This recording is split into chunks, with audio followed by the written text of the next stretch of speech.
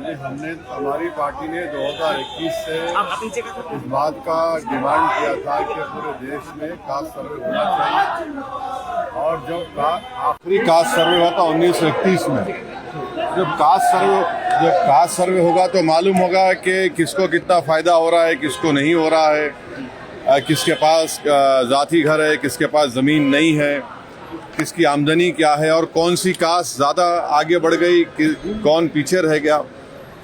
तो ये बहुत ज़रूरी है और हम बीजेपी से एक ही बात कहेंगे और एनडीए से कहेंगे कि आप टाइमलाइन बता दीजिए, कब शुरू होगा, कब ख़त्म होगा और इसको लागू कब किया जाएगा। क्या ये 2029 के पार्लियामेंट के चुनाव से पहले होगा या नहीं होगा। और दूसरी बात ये है कि पसमानदा मुसलमानों के लिए उनकी क्या स्थिति है, ज़मीनी हकीकत सबको मालूम हो जाएगी क्योंकि वो पसमानदा हैं। जो गैर पसमानदा मुसलमान है वो कितने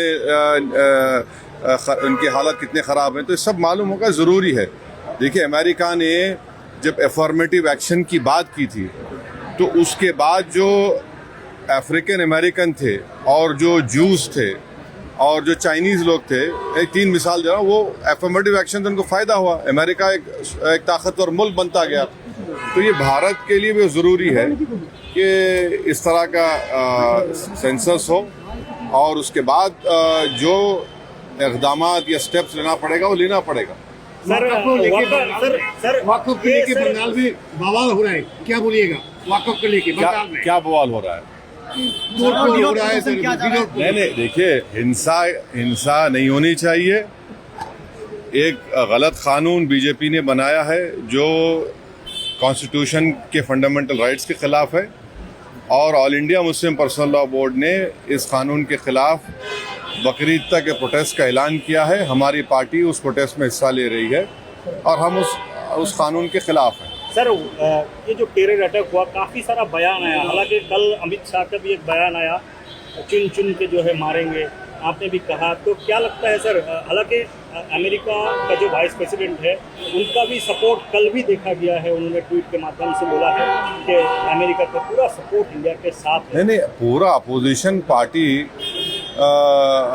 प्रधानमंत्री नरेंद्र मोदी को इस आतंकवादी हमले में जो लोग जिम्मेदार है, जिस मुल्क के से आए ये लोग, हम सब ने उस ऑल पार्टी मीटिंग में कहा कि हम आपके साथ हैं, आप उनके खिलाफ एक्शन लीजिए, कड़ी से कड़ी एक्शन लीजिए ताकि जो पीड़ित परिवार है उनको इंसाफ मिल सके।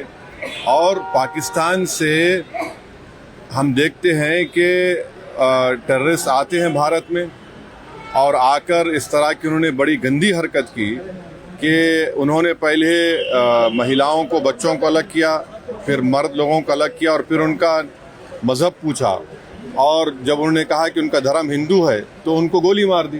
तो ये तो बहुत ही गंदी हरकत और जितना भी इसको कंडेम किया जाए कम है। हम फिर से कहते हैं कि भारत सरकार को, उन परिवारों को, बल्कि देश ये जानना चाहता है कि उन आतंकवादियों को और उन आतंकवादियों को जो मुल्क पाकिस्तान सपोर्ट कर रहा है उनके खिलाफ भारत सरकार अपने तरीके से जो एक्शन लेना चाहती है ले, हम तो सपोर्ट करेंगे।